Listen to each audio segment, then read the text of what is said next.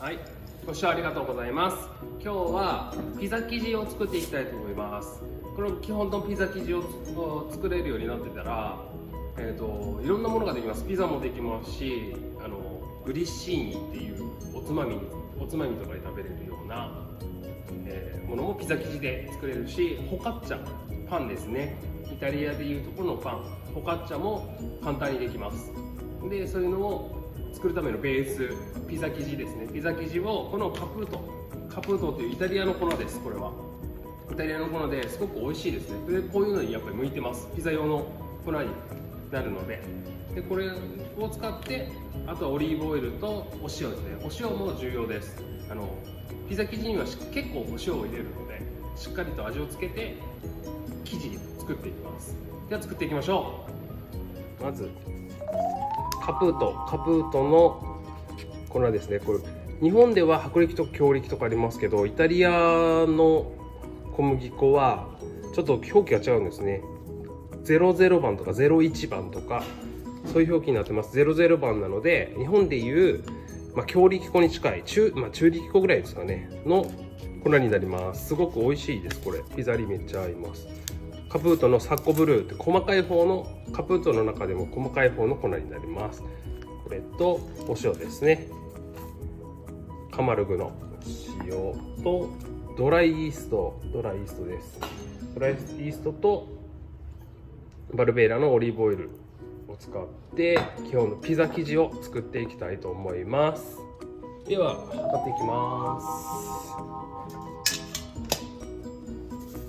まずこのサッコブルーの 500g 買っていきます。このサッコブルー結構しっかり細かいので、きめ細かいので、振るわなくてもいいんですけど、もしこういうザルみたいなのがあったら一回振るってください。そしたら混ぜやすくなるので結構こねやすくなります。で、出来上がりも少しきめ細かい感じに、柔らかい感じになりますね。これで 500g 測っていきます。500g です。で、振るっていきます。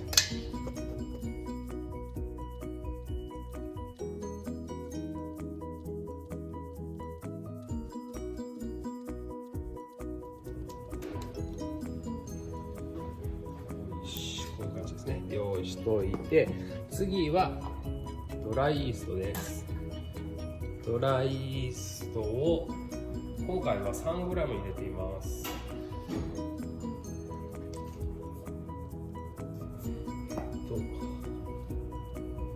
ここの中にの測った粉 500g の測った粉から少し取ってこの中に入れます。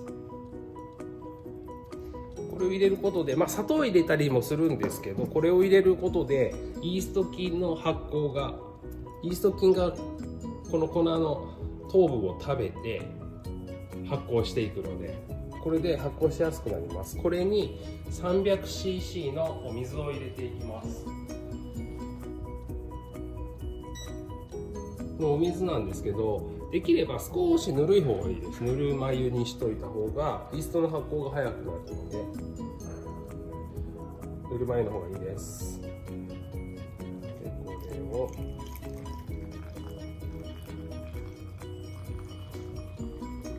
300cc 入れていきます。これ測るときは計量カップでもいいですし、測りがあるときはこういうボウルに入れて、だいたいお水 300cc で 300g なので 300g で測っていっても大丈夫です。出ました。そしてここで少し軽く混ぜてください。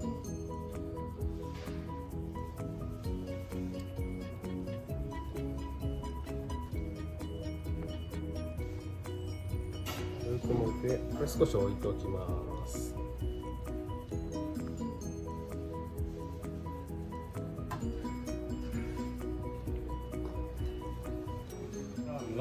次はお塩です。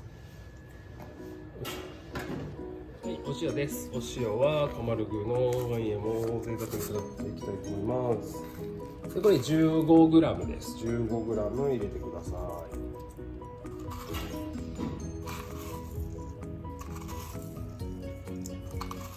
い。で注意しなきゃいけないのはイーストを入れるボウルの方に塩を入れたらダメです。イースト菌が塩で死んじゃうので、イースト菌の方に塩を入れないように気をつけてください。15g 入れました。そして 15g 入れたら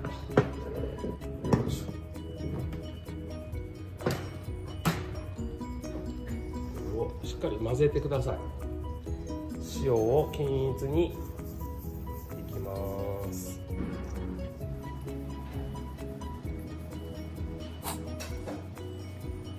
ではこねていきたいと思います。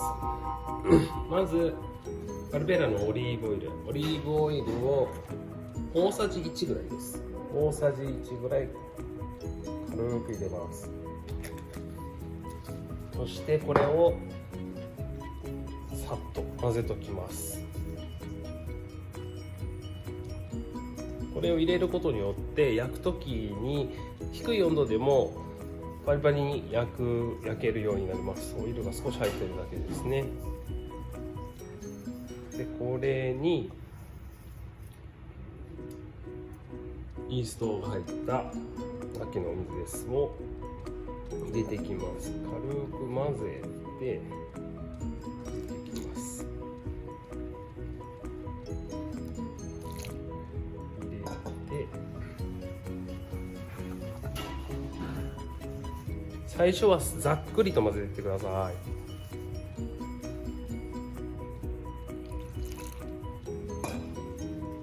何回かに分けてざっくりと混ぜていきます。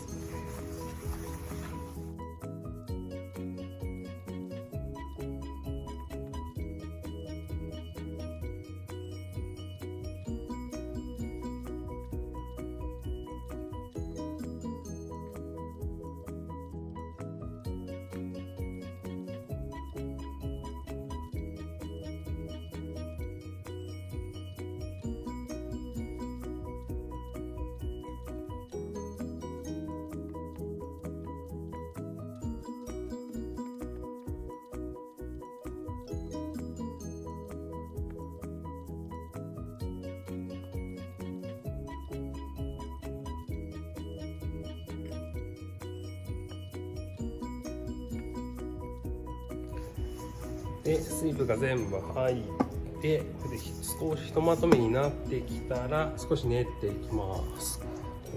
手のひらでこう押すようにボールを回しながら練ってください。そうすると練りやすいです。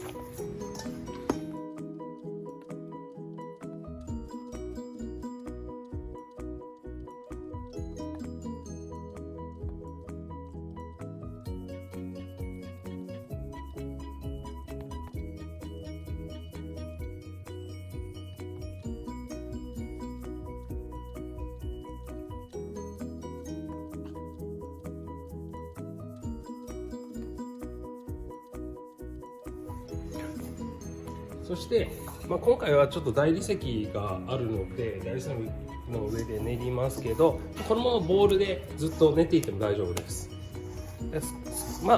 例えばお家のステンレスのとこありますよね。こういうステンレスのところでこう練ってもらっても全然大丈夫です。別に大理石とかじゃなくても大丈夫です。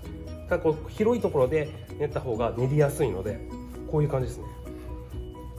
折りたたむ、横にする、伸ばす、これずっと30分ぐらい20分30分ぐらい繰り返していきます。そしたら結構しっかりとしたピザ生地になっていきます。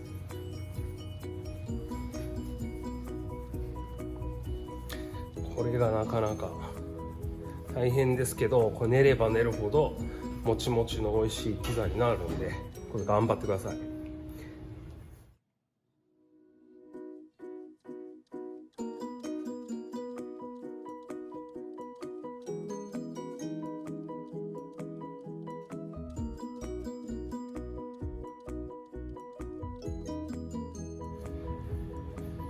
このサッコブルーの粉を使うと、これ結構ピザに適した粉なんですけど、やっぱりしっかりとグルテン質といって粘り気が強く出てくるので、ピザにはすごく向いてますね。で、もちもちでしっかり伸ばしやすいピザ生地になります。この基本のピザ生地を知っておくと、家でもしっかりした本格的なピザが作れますね。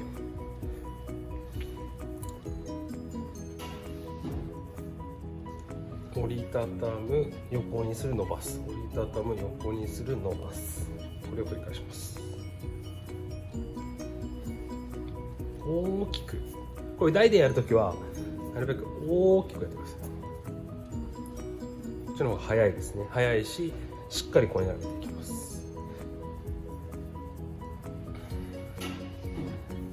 結構ストレス発散になりますよ。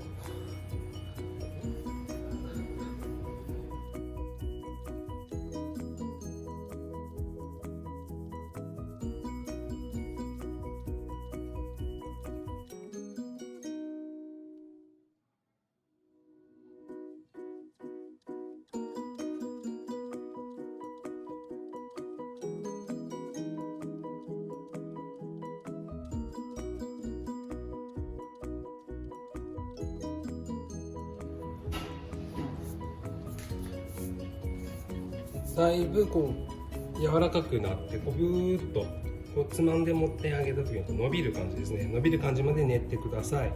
でこうなってきたらもうほぼ出来上がりです。で練り上がったものを丸くしていきます。丸くでこう両方で持ってこう持ってこう下にこうしてあげる感じですね。こうしてあげると丸くなります。しっかり表面が。こ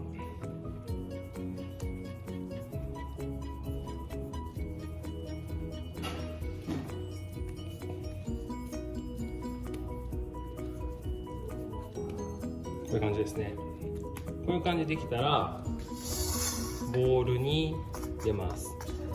ボウルに入れて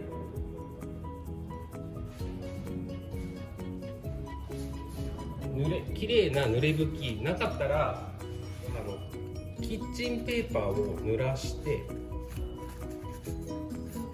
こういう風ですね。こういう風な感じ。キッチンペーパーを濡らして上にしっかりこうかけてあげてください。こういう形。できれば濡れ拭きの方がいいです。これで一次発酵させていきます。一次発酵はだいたいそうですね、夏場だと1時間ぐらい、冬場だとちょっとあったかいところに置いてやっぱ1時間半ぐらいは見てあげた方がいいと思います。だいたい倍ぐらいの大きさになるまで発酵させていきます。はい、このぐらい倍の大きさぐらいになりました。で指でこう押さえてこう穴がしっかり開く。これでもう一次発酵完了です。できてます。そしてここからパンチ、少しちょっと空気を抜きます。抜いてそ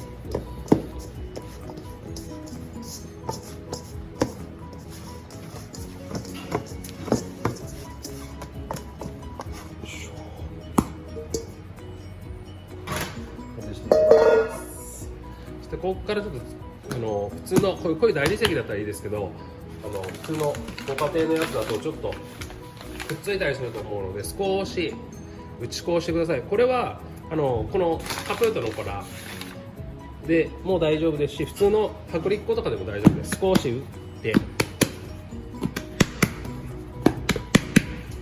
ういう感じ、すごく滑らかで伸びのいい生地になってます。一次発酵ですね。でこれを何でもいいです。僕たちはこういうのを使いますけど、別になんかちょっとしたこういう切れるもの、包丁とかでもいいです。でこれを分割してだいたい100、そうですね、薄い生地のピザを作るときは130とか150でナポリ生地みたいなこう厚いピザを作りたいなって思う時はだいたい200から250なら240とかにしてください。それでだいたいそうですね18センチ20センチぐらいのピザが作れます。じゃあ分割していきます。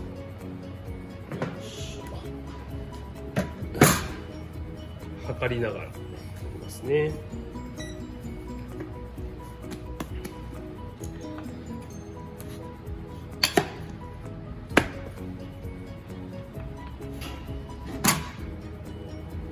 これでだいたい130gで、これをまず分割していきます。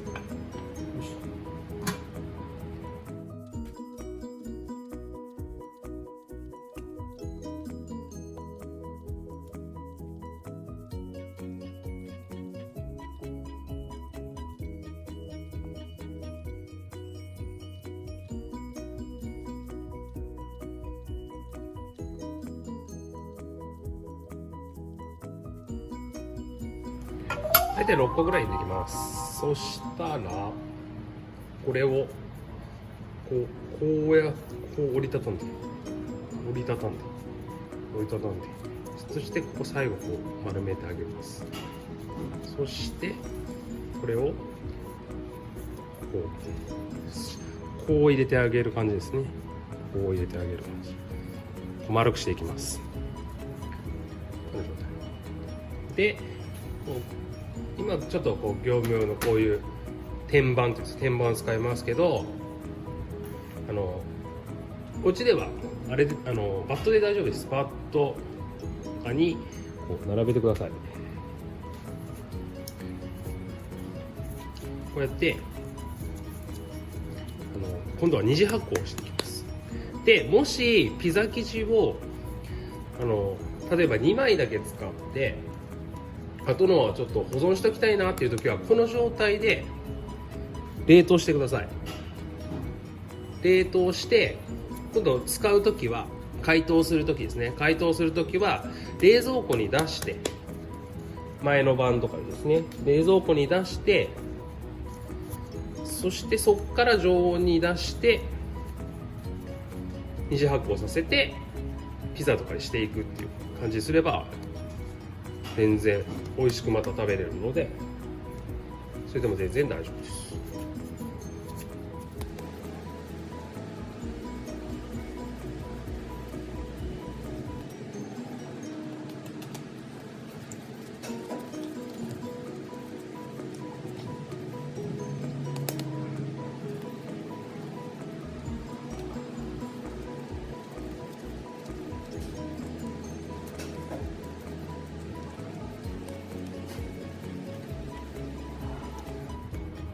はい、こういう状態ですね。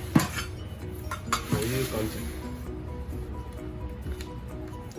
じに並べて、このまま常温でだいたいそうですね3時間ぐらいは置いといた方がしっかり膨らんでもちもちっとしたいいピザになりますんで、これで、濡れ布巾をしてそのまま濡れ布巾がなかったらキッチンペーパーを先みたいに絞ったやつでもいいですし、軽くラップでも大丈夫です。